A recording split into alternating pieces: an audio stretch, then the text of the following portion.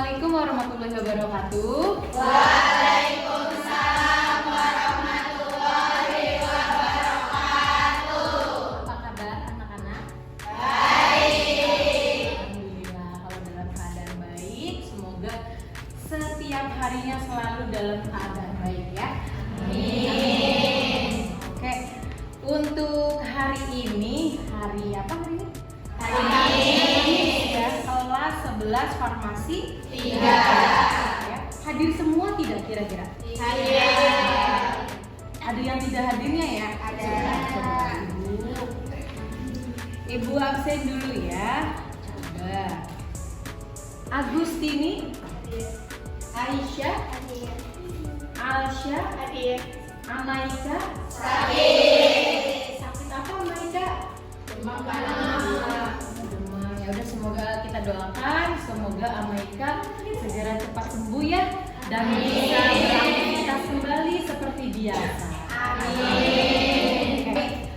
Kalau misalnya ada temannya yang sedang sakit, kalau misalnya sudah lebih dari 3 hari ya, nanti boleh kalau misalnya ini ditemokin, tapi nanti koordinasi dulu dengan wali kelas ya. Oke, kita mulai ke pembelajaran saja ya. Ini kita akan membahas mengenai Pancasila, makna dan hakikat ideologi. Ya, silakan semuanya dibuka bukunya. Ya, kita belajar tentang hakikat ideologi. Ya, sebelumnya waktu itu Ibu sudah pernah menjelaskan ya tentang pengertian dari ideologi itu apa. Ada yang masih ingat ideologi itu terdiri dari 2 kata, yaitu Ide. Ide artinya apa?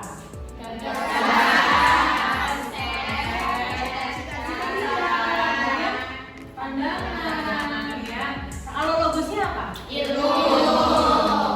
Ya, jadi ideologi itu merupakan sebuah gagasan, sebuah konsep tentang adanya pemikiran atau adanya dasar-dasar ya tentang buah pikir dari seseorang maupun sebuah kelompok ya, atau dengan kata lain ideologi juga bisa dikatakan sebagai sebuah dasar negara ya. Oke ya, lanjut tadi pengertian ideologi ya, ide juga logos ya, atau dengan kata lain ideologi ini merupakan dasar negara. Dasar kita itu apa? Pancasila. Nah, Pancasila itu adalah buah pikir atau gagasan atau cita-cita dari bangsa kita. Ya, adapun fungsi ideologi ya, fungsi ideologi itu adalah 3 ya. Yang pertama, fungsi ideologi itu adalah sebagai pedoman ya. Kemudian yang kedua yaitu sebagai kekuatan ya, kekuatan dari masyarakat sendiri. Kemudian yang ketiga sebagai upaya dalam berbagai persoalan ya. Jadi fungsi ideologi ada berapa? 3 ya.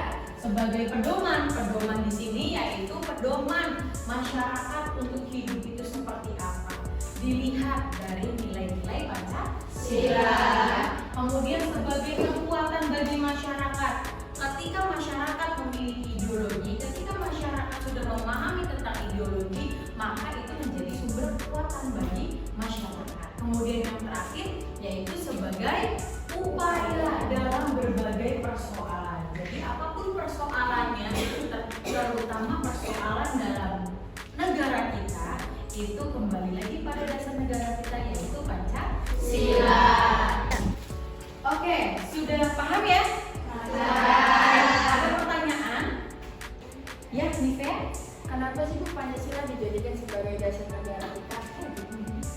Nah, oke, bagus pertanyaannya ya, Nivea. Jadi kenapa sih Pancasila dijadikan sebagai dasar negara kita? Karena Pancasila itu sudah ada sejak zaman dahulu kala, sudah ada dalam kerajaan-kerajaan juga sudah ada ya, yaitu dalam kitab Sutasoma karangan Empu Tatula itu sudah ada tercantum Pancasila.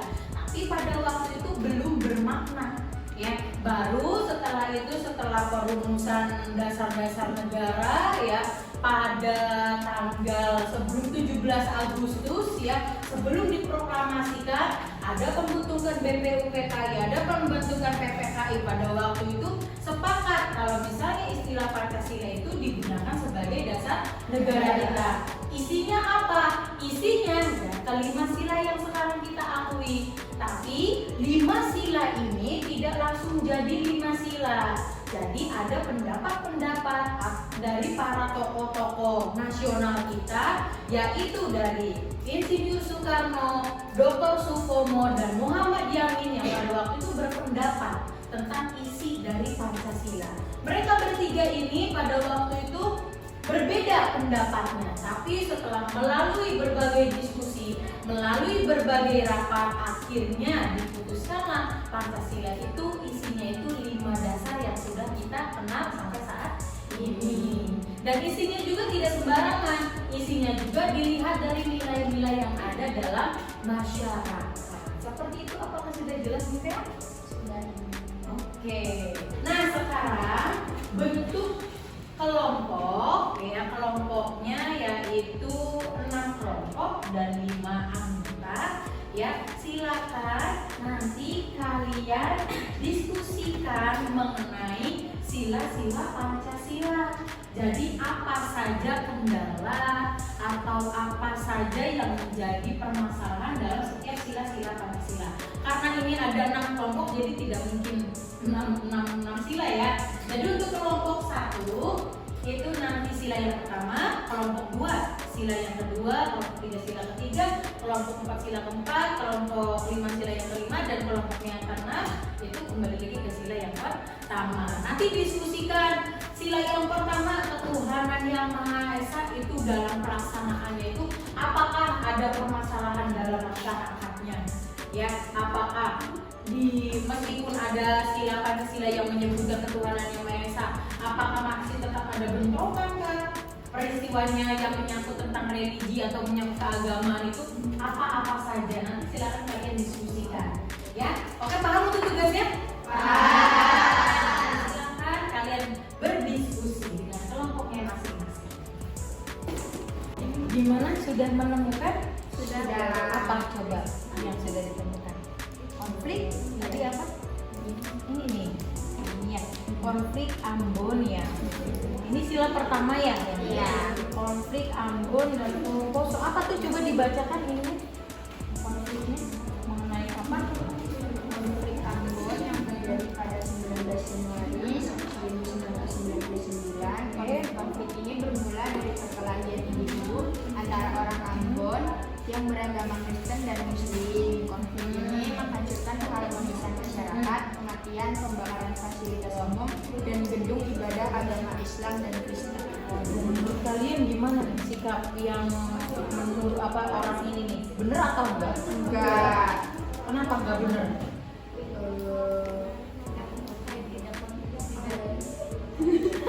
Tidak. Aduh, dulu apa Tidak ya? apa ya? Tidak bertoleransi ya. Oke. Tidak menghargai agama yang lain gitu ya. Iya dong. Jadi apapun agamanya, apapun teman kita yang memiliki agama itu ya, entah itu Kristen, entah itu Buddha ataupun apapun gitu ya. Jadi kita harus saling merangkul ya. Gitu. Kalian ini agamanya Muslim semua? Iya. Alhamdulillah. Oke, setelah kalian berdiskusi, ya, apa nih hikmah yang kalian dapatkan dari diskusi itu? Kira-kira apa? Kalian jadi tahu ya apa permasalahan yang ada di Indonesia. Jadi kalian tahu ternyata Pancasila itu meskipun sudah ada nilai-nilainya, ternyata masih ada saja penyimpangan dan juga konfliknya ya. Oke, untuk pertemuan kali ini Ibu cukupkan sampai di sini. Semoga kita semua mendapatkan pelajaran dan hikmah dari apa yang sudah kita pelajari hari ini. Terima kasih. Assalamualaikum warahmatullahi wabarakatuh.